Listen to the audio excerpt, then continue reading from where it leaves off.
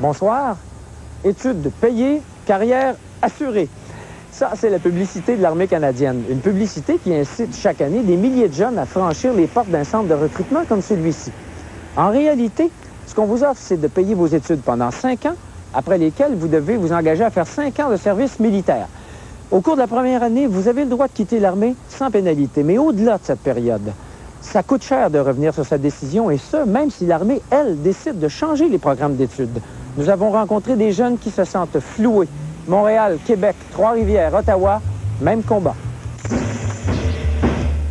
Je demande aux Forces armées canadiennes d'abolir une partie de l'argent de la dette qu'ils m'ont mis sur les épaules. Avec les intérêts, ma dette monte à 21 000 quelque chose. Donc, je dois payer 120 $ par mois d'intérêt, seulement d'intérêt. Martin Talbot et Marilyn Fortin ont claqué la porte du collège militaire. Ils sont partis avant la fin de leur engagement obligatoire de 10 ans. Là, c'est intermittent son problème, c'est pas continu. Marilyn Fortin étudie maintenant à l'Université Laval. Elle a plaqué l'armée après 2 ans. Elle doit donc rembourser les forces. Sa défection lui coûte plus de 16 000 $. Marilyn estime qu'on l'a trompée. On nous met ça toujours plus beau. Vous êtes l'élite. Vous avez été choisi pour le collège militaire parmi un grand nombre au Canada parce que vous êtes les meilleurs. Puis vous allez recevoir la meilleure formation. Inquiétez-vous pas. Vous voulez génie aérospatial, il n'y aura pas de problème. Pour vous permettre d'exercer la profession de votre choix, nous vous offrons un programme d'études universitaires subventionné. Les Forces armées canadiennes. C'est formidable. Les agents du collège militaire ont recruté Marilyn à l'école secondaire. On lui vante alors les mérites du programme de génie aérospatial. Mais une fois engagée, elle apprend que le programme est fermé pour raisons budgétaires. J'ai été comme induit en erreur au départ en pensant que je pourrais avoir mon métier de génie aérospatial qu'ils m'ont jamais donné. On l'envoie plutôt en communication. Marilyn constate que ce n'est pas fait pour elle après seulement quelques jours. Trop tard, plus moyen de faire marche arrière. J'avais plus vraiment d'options, j'avais plus le choix de quitter le collège militaire parce que j'avais plus aucun métier de disponible dans ce que j'aimais. Parce que tout ce qui restait d'après le major, c'était l'infanterie, puis moi, je me voyais pas comme fantassin. Puis là, ils me demandaient de quitter le collège, puis de leur rembourser. Quand la fermeture du collège a été annoncée, mon programme d'études a été fermé. On m'obligeait à choisir autre chose, là, à mes dépens. C'est quelque chose que je voulais pas faire. Au départ, Martin Talbot s'enrôle au collège militaire de Saint-Jean pour devenir programmeur informatique. Mais il est lui aussi victime du couperet d'Ottawa. J'avais déjà été changé de métier. Déjà là, je me retrouvais avec un métier qui ne m'intéressait plus, puis des études qui ne m'intéressaient plus. J'avais plus aucune raison d'être au collège militaire. Martin aimait vraiment la vie militaire. Il voulait rester dans le rang. Bon soldat, bon étudiant, il propose que l'armée subventionne ses études dans une université civile, comme elle le fait déjà pour d'autres disciplines. Tous ceux qui étaient dans ce programme-là, en informatique, on a fait une requête collective pour pouvoir aller à l'université civile. On a calculé, comme on sait, le collège militaire, un étudiant coûte environ 75 000 $ par année. On s'est dit, les études, peut-être 2 000 $ à l'université, plus un logement. On a arrondi ça à peu près 10 000 $ chaque personne. On trouvait que c'était bon. Ça nous permettait de rester dans l'armée. Ça permettait à l'armée d'avoir du personnel qualifié en informatique au lieu d'aller le chercher. S'ils ferment leur programme, il fallait qu'ils aillent chercher ces gens-là ailleurs, de toute façon. Mais l'armée refuse l'offre et Martin lève le camp. Il démissionne de l'armée. Difficile de se heurter à l'implacable logique militaire. Rassemblement! Marche! L'armée admet que les récentes coupes draconiennes ont bouleversé des carrières, mais de là à reconnaître qu'elle n'a pas respecté son contrat, c'est une autre paire de manches. C'est très normal que des changements sévères comme ça, un changement d'université, changement de programme, oui, ça peut causer des illusions. Oui.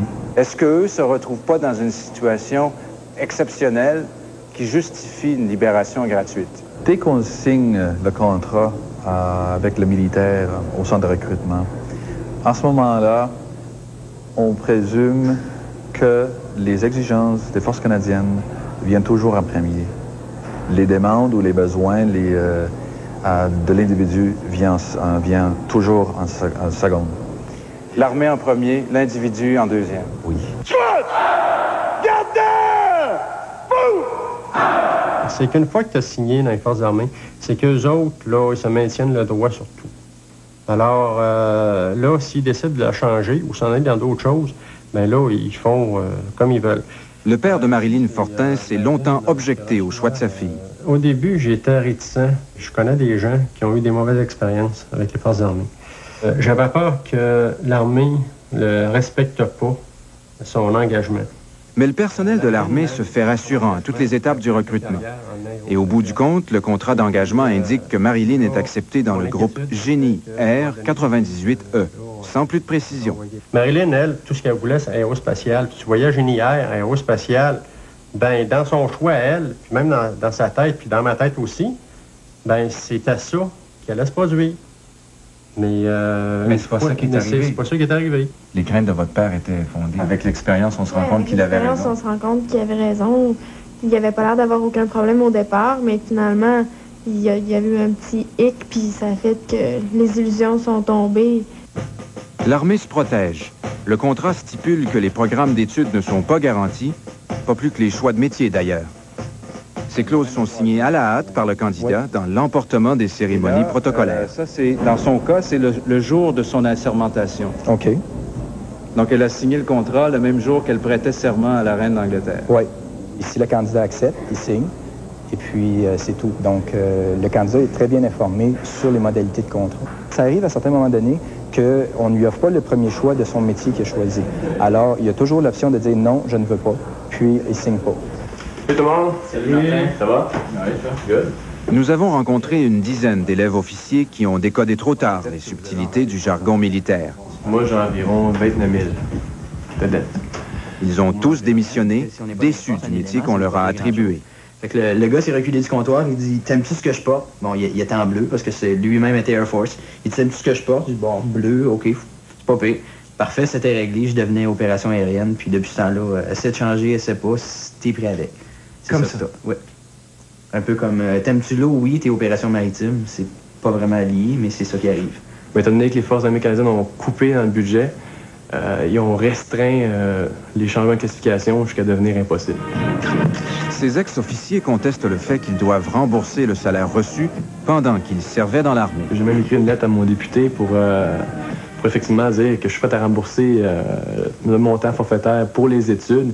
Mais ce qui s'agit de mon salaire, j'étais vraiment contre. Puis ça n'aboutissait absolument à rien, autrement dit. Je suis prête à rembourser mes frais de scolarité et de loisirs parce que ça équivaut à 2300 $ parce que j'ai reçu une éducation et c'est normal que je la paye vu que je suis plus là. Mais mon salaire, je considère que je l'ai gagné. Ces jeunes ont multiplié les démarches d'ordre militaire et politique pour réduire leurs dettes. Ils n'ont essuyé que des refus. Celle-là, c'est la lettre qui a été écrite par Colonnette. Pas question non plus que le ministre de la Défense nationale use de son pouvoir discrétionnaire.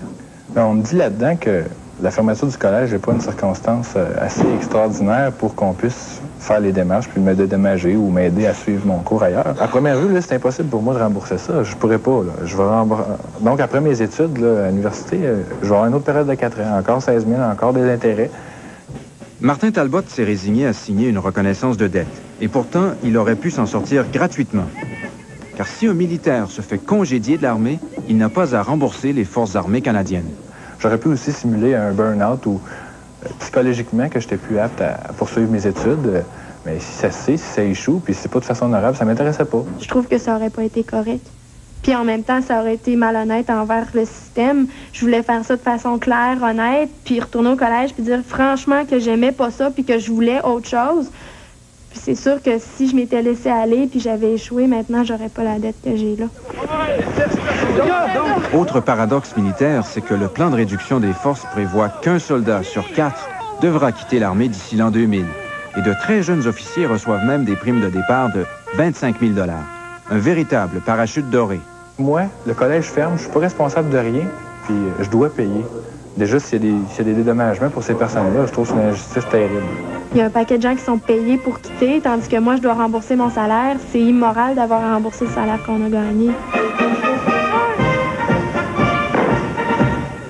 Comme dans les cégeps, la période d'inscription dans les collèges militaires se termine fin mars. Mais avant de vous inscrire, lisez bien le contrat, parce qu'un soldat, ça obéit, même quand le commandant change d'idée.